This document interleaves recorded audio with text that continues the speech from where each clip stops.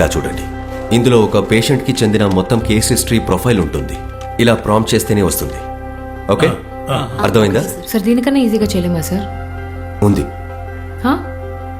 నువ్వు పని మానేసే.